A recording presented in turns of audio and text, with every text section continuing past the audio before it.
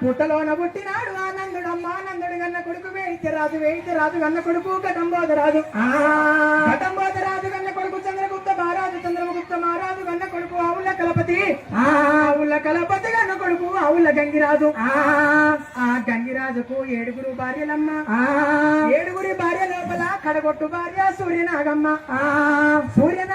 గర్భవాసమున జన్మించిన వాడు ముత్యం పుత్రకొండ పట్టణం ఏలేటి వల్లమారాజు వల్లమాదేవి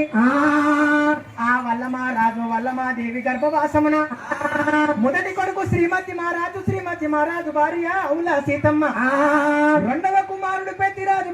భార్య ప్రేమ గల్ల పెద్దమ్మ మూడవ వాడు నలనూకరాజు భార్య నలమంచమ్మ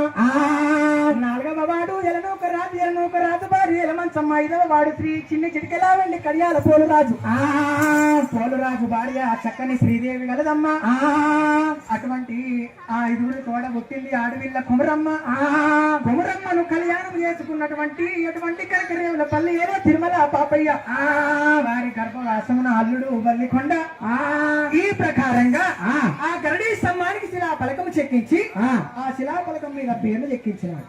పెట్టిరాదు ఈ ప్రకారంగా పేర్లు చెక్కించి ఆ గరడీ స్తంభముకైనా ముత్తమంత గుడ్డలోన పవడమంత సత్తి కట్టినాడమ్మా